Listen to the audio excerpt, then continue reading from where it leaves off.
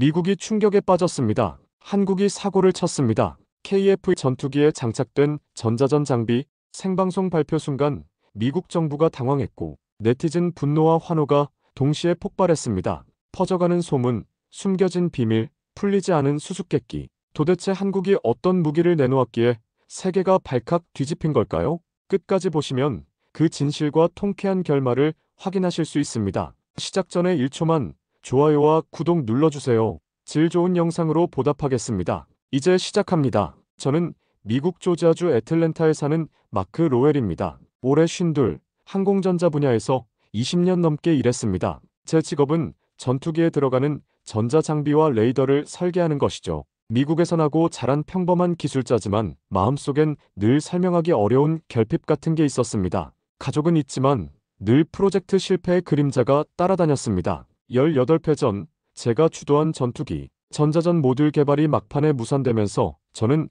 한순간에 업계의 조롱거리가 됐습니다. 동료들은 제게 넌 안 된다라고 말했고 그 상처는 아직도 지워지지 않았습니다. 그러던 어느 날 밤 뉴스를 통해 한국의 KF 전투기 소식을 접하게 되었습니다. 화면에 잡힌 전투기는 검은 빛을 뿜으며 활주로 위를 가르더군요. 단순한 전투기가 아니었습니다. 그들이 독자적으로 개발한 전자전 장비에 능동형 전자주사식 배열, 이른바 AESA 안테나를 적용했다는 겁니다. 처음엔 잘못 들은 줄 알았습니다. 그 기술은 몇몇 나라만 손에 쥐고 있었으니까요. 저는 입술을 깨물며 화면을 응시했습니다. 미국이 자랑하던 전자전 우위가 흔들릴 수 있다는 생각에 등골이 서늘해졌습니다. 동시에 가슴 어딘가가 뜨겁게 달아올랐습니다. 우리가 미처 하지 못한 걸 한국이 해냈단 말인가. 자존심은 무너졌지만 이상하게도 희망 같은 감정이 올라왔습니다. 그날 밤은 잠을 이룰 수 없었습니다. 침대에 누워 천장을 보며 과거의 트라우마와 맞섰습니다.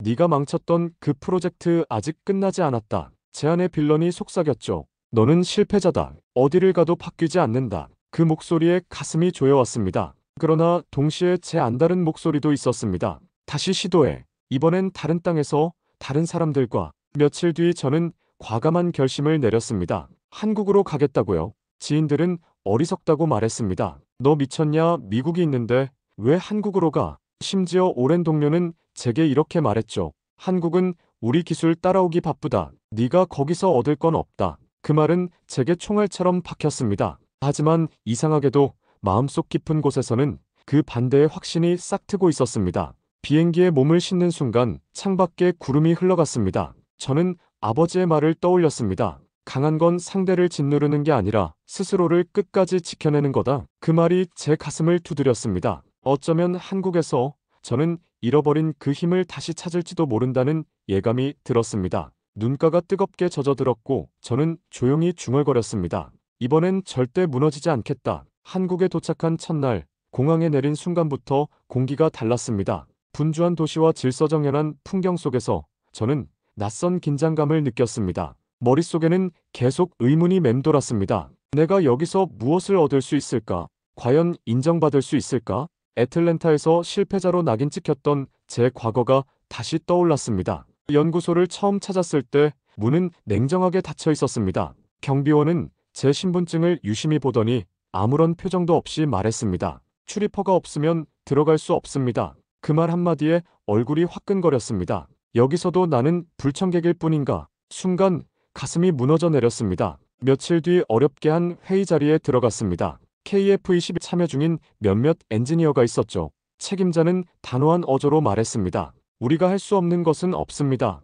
그 말은 단순한 선언 같지 않았습니다. 마치 제 과거를 부정하는 듯 도치법으로 쏘아붙이는 빌런의 대사처럼 들렸습니다. 못한다고 말하거든 그것은 곧 나를 모르는 것이다. 순간 제 손이 떨렸습니다. 미국에서 수없이 들었던 조롱과 겹쳐졌기 때문입니다. 게다가 미국 본사에서는 저를 압박하기 시작했습니다. 상사로부터 걸려온 전화는 날 선 협박과도 같았습니다. 한국과 깊이 엮이지 마라. 거기서 내 이름을 더럽히면 미국에서 다시는 일하지 못할 것이다. 그 목소리는 잔인하게 메아리쳤습니다. 저는 호텔방 창가에 서서 한참을 눈물 삼켰습니다. 빌런은 제 바깥에도 제 안에도 동시에 존재했습니다. 그러나 한국에서 만난 두 사람 덕분에 숨통이 조금 트였습니다. 첫 번째는 박민수, 말수가 적고 무뚝뚝하지만 한번 시작하면 끝을 보는 사람이었습니다. 그의 단순한 성격은 차갑지만 강했습니다. 두 번째는 이수진, 반대로 늘 웃음을 잃지 않고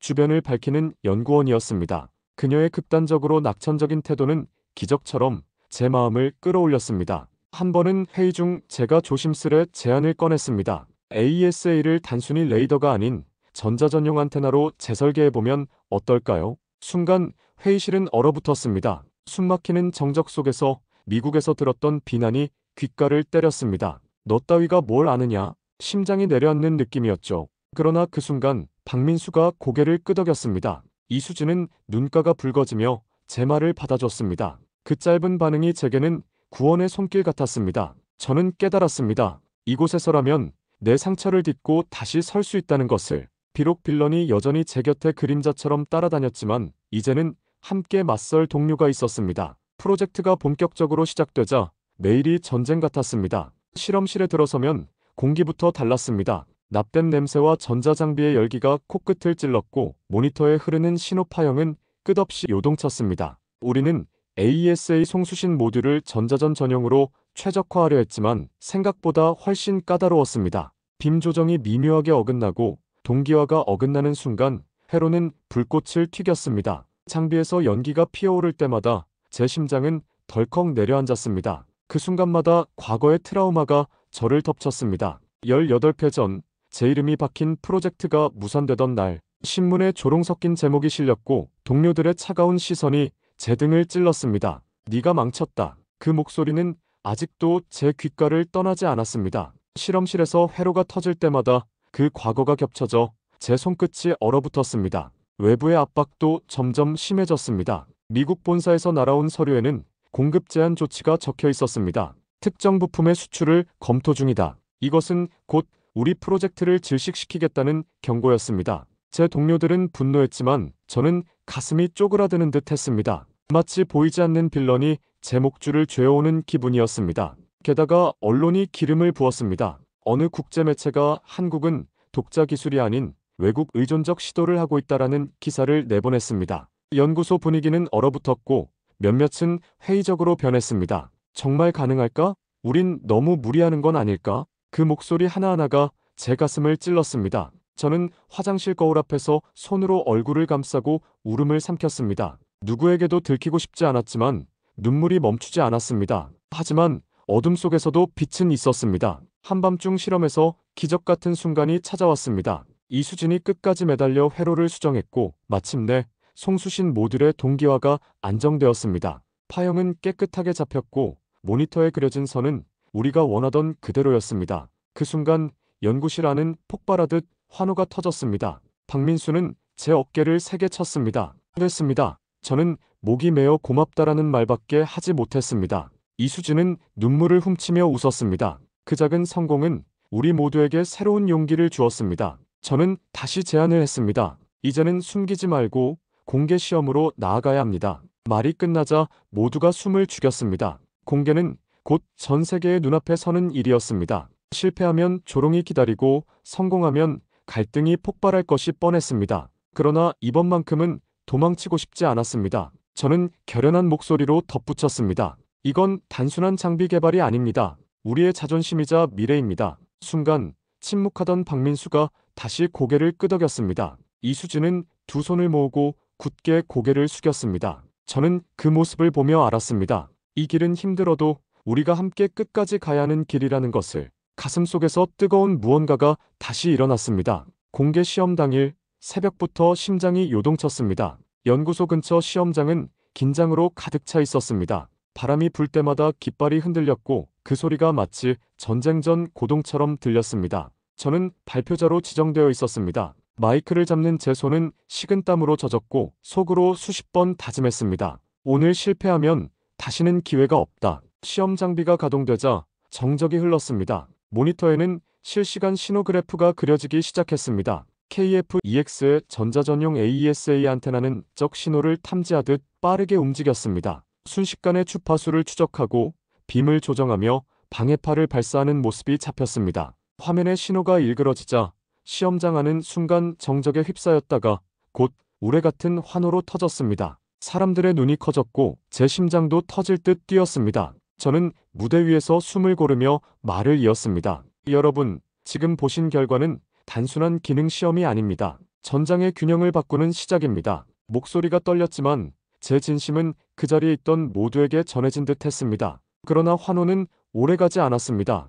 불과 몇 시간 뒤 미국 언론이 빠르게 반응했습니다. 한국 독자 전자전 기술 공개 미국의 안보 균형의 충격. 그 제목이 국제뉴스로 퍼져나갔습니다. 그날 밤 제 호텔방에 도착한 이메일은 짧지만 강렬했습니다. 이제 네가 어디에 서 있는지 알 것이다. 차갑고 위협적인 문장이었죠. 저는 손에 쥔 휴대폰을 놓치고 침대에 주저앉았습니다. 가슴이 조여왔습니다. 하지만 한국 동료들의 반응은 달랐습니다. 박민수는 차분하게 기술 보고서를 정리하며 말했습니다. 공격이 들어와도 흔들리지 말아야 합니다. 그는 단호했고 한치의 감정도 드러내지 않았습니다. 반면 이수진은 기자들 앞에 서서 환하게 웃으며 말했습니다. 우리는 진심으로 우리의 길을 걸을 뿐입니다. 그녀의 밝음은 공격을 무력화시키는 방패 같았습니다. 두 사람의 극단적으로 다른 성격이 그 순간 우리 팀을 지탱해 주었습니다. 다음 날 열린 내부 회의에서 누군가 물었습니다. 우리가 이걸 계속 공개해야 할까요?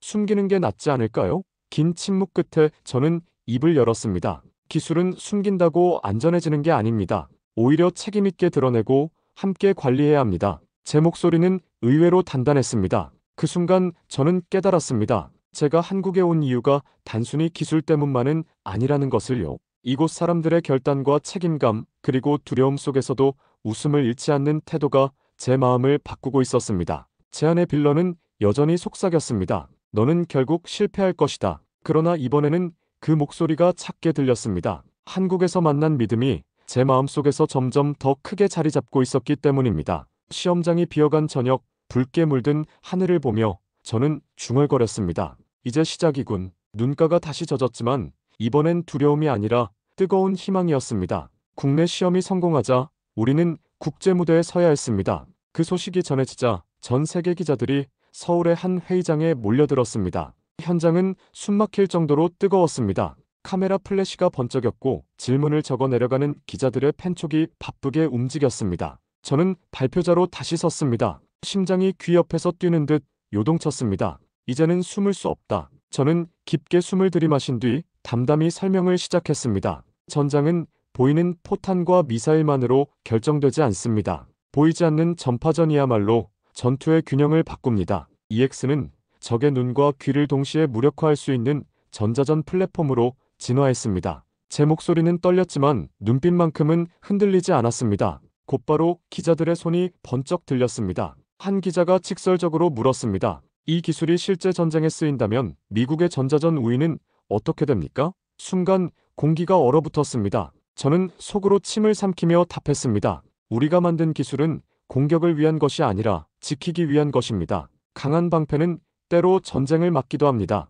그 말에 회의실은 잠시 조용해졌습니다. 발표가 끝나자 국제 언론은 앞다투어 속보를 쏟아냈습니다. 일부는 찬사를 보냈지만 또 다른 일부는 위협으로 규정했습니다. 미국의 몇몇 군사 관계자는 냉정하게 경고했습니다. 한국의 독자 전자전 장비는 동맹 내 균형을 흔들 수 있다. 그 문장은 곧바로 기사 제목으로 실렸습니다. 저는 호텔방에서 그 기사를 읽으며 머리를 감싸쥐었습니다. 자부심과 두려움이 한꺼번에 밀려왔습니다. 눈물이 차올랐습니다. 내가 지금 뭘 하고 있는 거지? 과연 이게 옳은 일일까? 그러나 창밖에 보이는 서울의 불빛은 묘하게 따뜻했습니다. 그 불빛은 저에게 용기를 주는 듯 했습니다. 한국 동료들의 태도는 분명했습니다. 박민수는 묵묵히 기술 보고서를 다시 검토하며 말했습니다. 흔들리지 마십시오. 우리가 만든 건 사실 그 자체입니다. 이수진은 기자들을 웃으며 맞이했습니다. 우리가 여기까지 온 건 단순한 우연이 아니에요.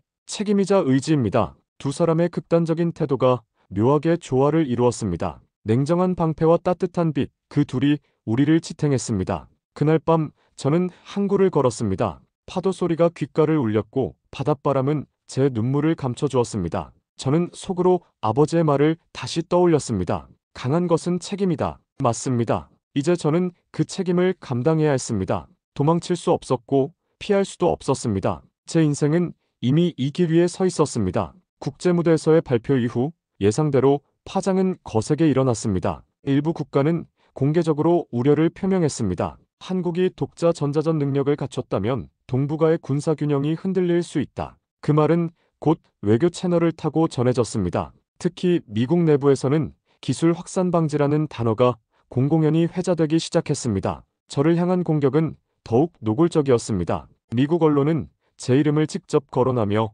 자국 기술을 해외로 흘려보낸 배신자라고 보도했습니다. 기사를 본 순간 손이 덜덜 떨렸습니다. 제 가족에게까지 그 소식이 전해졌습니다. 어머니는 전화를 걸어와 목소리를 떨며 말했습니다. 마크, 제발 돌아와라. 네가 위험해질까 두렵구나. 그 말에 가슴이 저며왔습니다. 부모를 걱정시키는 불효자가 된 듯해 눈물이 쏟아졌습니다. 그러나 한국에서의 반응은 정반대였습니다. 연구소로 찾아온 한 노병이 제 손을 꼭 잡고 말했습니다. 고맙네. 자네 덕분에 우리 아이들과 손주들이 조금 더 안전해질 것 같네. 그 단순한 말이 가슴 깊은 곳을 울렸습니다. 눈물이 왈칵 쏟아져 저는 대답조차 하지 못했습니다. 그 순간 저는 깨달았습니다. 내가 이곳에 온 이유가 기술 때문만은 아니었다는 것을요. 하지만 국제 압력은 거세졌습니다. 부품 수출 제한 논의가 가시화되었고 몇몇 동맹국은 한국의 기술 공유를 요구하기 시작했습니다. 이는 사실상 압박이었죠. 연구소 내부에서도 논쟁이 벌어졌습니다. 우리가 이걸 계속 독자적으로 끌고 갈 수 있을까? 동맹의 요구를 거절하면 고립되는 거 아닌가? 그 소리가 제 마음을 흔들었습니다. 회의 중 저는 침묵을 깨고 입을 열었습니다. 우리는 기술을 독점하자는 게 아닙니다. 하지만 책임 없이 내줄 수도 없습니다. 우리가 만든 것은 단순한 장비가 아니라 생명을 지키는 방패입니다. 제 목소리는 떨렸지만 진심이었습니다. 박민수는 고개를 끄덕이며 차갑게 덧붙였습니다. 흔들리면 안 됩니다. 우리는 우리의 길을 갑니다. 이수진은 따뜻하게 웃으며 말했습니다. 우린 이미 증명했어요. 세상이 뭐라 하든 우리의 의지를 보여주면 됩니다. 두 사람의 극단적인 성격은 위기 속에서 오히려 힘이 되었습니다. 밤이 깊어 호텔방에 홀로 남았을 때 저는 무너질 듯 울음을 터뜨렸습니다. 미국에서의 비난, 가족의 걱정, 동맹의 압박이 한꺼번에 쏟아져 가슴을 짓눌렀습니다. 그러나 창밖의 서울 불빛은 여전히 반짝이고 있었습니다. 그 빛은 마치 제게 속삭였습니다. 너는 혼자가 아니다. 저는 눈물을 닦고 다시 일어나기로 했습니다. 시간은 흘러 우리의 기술은 실제 훈련에서 시험대에 올랐습니다. 공군기지에서 진행된 복합 전자전 훈련. 저는 관제실에서 모니터를 바라보며 손에 땀을 쥐었습니다. 시뮬레이션이 시작되자 적 레이더를 가정한 신호가 퍼져나갔습니다. 순간 KF 전자전 안테나가 빠르게 빔을 조정했습니다. 모니터에 뜨던 강력한 적 레이더 신호가 흔들리더니 곧 완전히 사라졌습니다. 아군 전투기들이 안전하게 임무를 수행하는 장면이 화면에 나타났습니다. 그 순간 저는 숨을 삼키며 눈시울이 뜨거워졌습니다. 관제실 안에서 박수가 터졌습니다. 군 관계자들의 얼굴은 놀라움과 환희로 빛났습니다. 옆에 있던 박민수는 팔짱을 낀 채 말없이 고개만 끄덕였고 이수진은 눈가를 훔치며 말했습니다. 했네요. 우리가 해냈어요. 저는 그 말을 듣는 순간 울컥해 눈물이 쏟아졌습니다. 오래도록 제 안을 짓누르던 트라우마가 조금은 씻겨나가는 듯 했습니다. 하지만 기쁨은 오래가지 않았습니다. 곧바로 뉴스 속보가 터졌습니다. 한국 전자전 기술 시연 성공 주변국, 대응 체계 강화 돌입, 국제사회는 다시 술렁였고 몇몇 국가는 긴급 대책 회의를 열었습니다. 심지어 미국 내 일부 정치인은 한국의 공개 압박을 가하기 시작했습니다. 동맹 균형을 해칠 수 있는 독자 기술을 재검토해야 한다. 그 발언은 칼날처럼 제 마음을 찔렀습니다. 방으로 돌아와 한참 동안 창밖을 바라봤습니다. 내가 이 일을 시작하지 않았다면 지금 이런 갈등은 없었을까? 죄책감이 목을 죄어왔습니다. 하지만 곧바로 다른 생각이 스쳤습니다. 만약 이 기술이 없다면 한국은 여전히 무력한 방패에 의존해야 했을 것이다. 누군가는 이 일을 했어야 했다. 제 안의 빌런은 끊임없이 속삭였습니다. 네가 전쟁을 불러왔다. 그러나 이번에는 제 마음속에서 다른 목소리가 더 크게 울렸습니다. 네가 지켜낸 것이다. 며칠 뒤 저는 한국에 남기로 결심했습니다. 미국으로 돌아가면 더 안전할 수 있었겠지만 저는 이제 여기서 떠날 수 없었습니다. 한국 사람들과 함께 땀과 눈물을 흘리며 쌓아올린 성과를 외면할 수 없었기 때문입니다. 가족과의 갈등은 피할 수 없었습니다. 어머니는 전화를 걸어 다시 애원했습니다. 돌아와라, 마크. 넌 미국 사람이지 않니? 그러나 저는 눈물을 삼키며 대답했습니다. 엄마, 나 이제는 한국과 함께 가야 해요.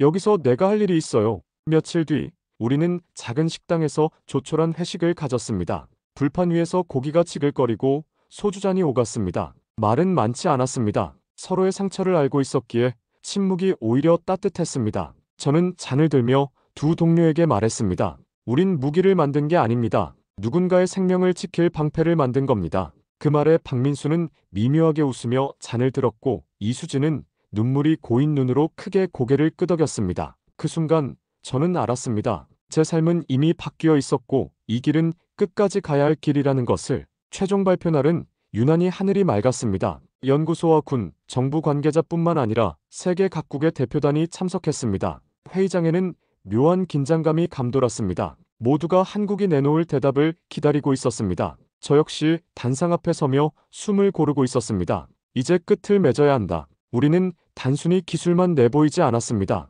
전자전 안테나의 작동 원리, 다층 방어 체계, 그리고 무엇보다 국제적 신뢰를 확보하기 위한 운영 절차를 함께 공개했습니다. 우리는 이 기술을 무책임하게 사용하지 않을 것입니다. 투명하게 관리하고 동맹과 협력하며 평화를 지키는 방패로 삼겠습니다. 제 목소리는 차분했지만 울림이 있었습니다. 발표 직후 기자들의 질문이 쏟아졌습니다. 이 기술이 군비 경쟁을 불러올 수 있다는 비판에 어떻게 답하시겠습니까? 저는 잠시 침묵하다 대답했습니다. 강한 힘은 책임과 함께할 때만 의미가 있습니다. 우리의 목표는 전쟁이 아니라 억제입니다. 순간 회의장 안은 정적에 잠겼다가 곧 박수가 터졌습니다. 그러나 모든 반응이 우호적이진 않았습니다. 일부 외국 대표는 냉랭한 눈빛을 보냈습니다. 특히 미국 측 인사는 돌려 말했지만 분명한 압박을 던졌습니다. 동맹의 균형은 지켜져야 한다. 그 말은 차갑게 들렸습니다. 하지만 이제 저는 두려움에 짓눌리지 않았습니다.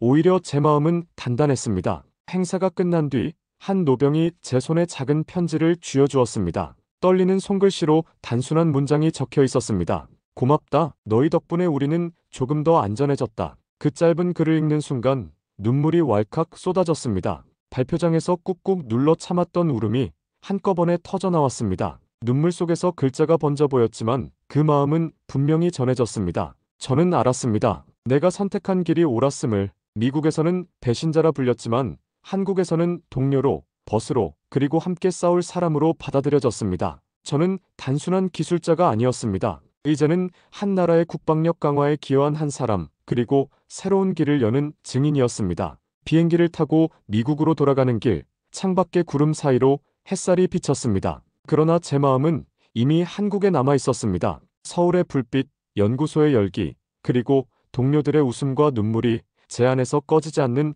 불꽃처럼 타올랐습니다. 저는 마지막으로 아버지의 목소리를 떠올렸습니다. 강한 건 상대를 무너뜨리는 게 아니라 스스로를 끝까지 지켜내는 거다. 그 말이 이제는 온전히 이해되었습니다. 한국에서 배운 결단과 책임, 그리고 눈물의 무게가 제 인생을 다시 세웠습니다. 이야기는 여기서 끝나지만 제가 본 한국의 힘은 이제 시작일 뿐입니다. 국격은 높아졌고 사람들의 자부심은 하늘을 찌르고 있습니다. 저 역시 그 빛을 함께 나눈 사람이 되었다는 사실에 눈물이 또다시 흘러내렸습니다. 이번엔 더 이상 부끄러운 눈물이 아니었습니다. 자부심의 눈물이었습니다. 지금까지 감동 한 줄기의 사연입니다. 오늘도 함께 해주셔서 진심으로 감사드립니다. 구독과 댓글로 좋은 영상 제작에 힘이 되어주세요. 구독자님, 평안한 하루 보내시고 내일은 더 따뜻한 이야기로 찾아뵐게요. 고맙습니다.